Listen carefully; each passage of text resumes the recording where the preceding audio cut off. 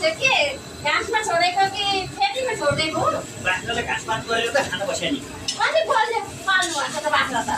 मैले पालेको बाख्रा दुब्लो हुन्छ। सही हो एकदम ठिक छ। खाना चाहिँ कस्तो मिठो बनाउँछन् है। बाख्रा त कस्तो मिठो आएको छ। मलाई नि खाउँ लागेको देख्दाखेरि। अलिकति खानु पाइन्छ होला? हेर न, अझै खाएर बस्ने भन्थे, अहिले चाहिँ आफै खाएर जाने भन्ने। खानु न त खानु। कति धेरै दिएको अलिकति घरै लानु पर्ने। सानो प्लेट छैन?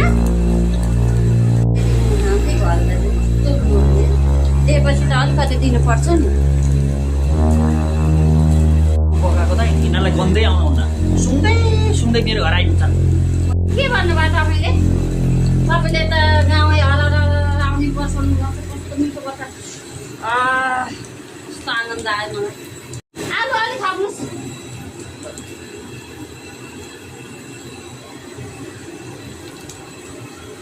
यी भाउजू बल्ल हिँडे, अब मासु पकाउनु पऱ्यो।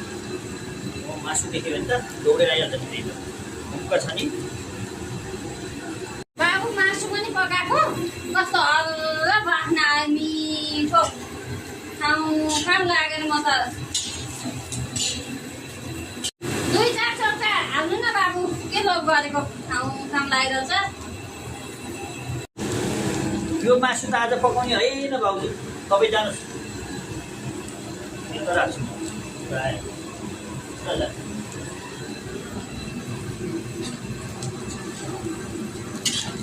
अहिले पो एक्लै छोरा आफू ल्याएर खान्छु। उनीहरूले त मेरो नै दिन आउला। बिसाउने धानी ल्याएर 12 मसला हालेर हल्ला गाउँभरि बाख्ना आउने मान्छे यसरी सुन्दै आउने गराइदिन्छु म पनि।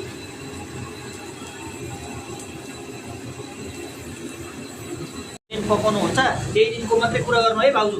अहिले धेरै कुरा नगर्नु। नमस्ते। के को नमस्ते? पकाइराखेको देखेन? अलि बिस्तार हाल्नु न। किन आएको छेउछाउ?